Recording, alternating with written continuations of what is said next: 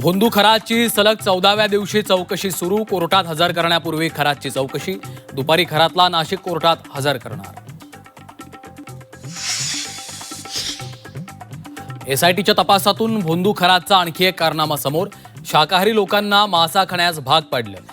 पाण्यातली वनस्पती सांगून खाऊ घातला मासा. शिर्डी जमीन फसवणूक प्रकरणी भोंदू अशोक खरातची पत्नी कल्पना खरात फरार. घरी पोहोचलेल्या एसआयटी पथकानं मुलाला घेतलं ताब्यात. फरार पत्नीचा शोध सुरू. खरातची कोठडी आज संपणार.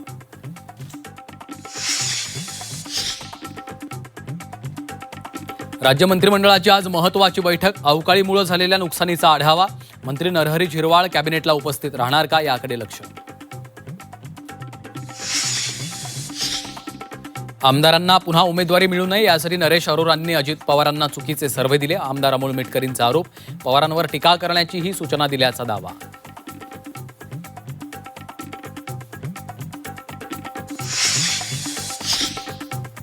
पोलीस अधिकाऱ्याकडून अटकेतील महिलेकडे शरीर सुखाची मागणी.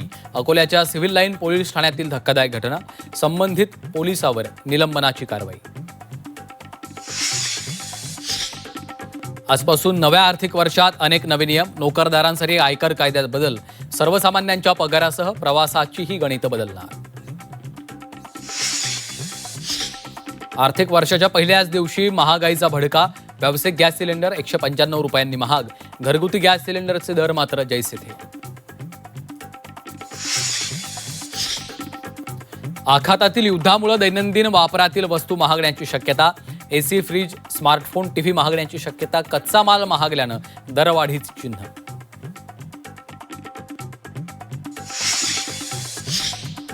नोकरदारांसाठी आजपासून एक मोठा बदल लागू.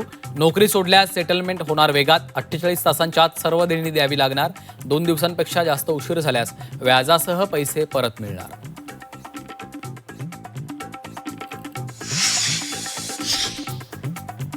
आणि जगातली सर्वात मोठी जनगणना आजपासून भारतात सुरू. तर राज्यात पहिला टप्पा 1 ते 15 मे आणि दुसरा 16 मे ते 14 जून पर्यंत. प्रथमच डिजिटल पद्धतीनं होणार जनगणना.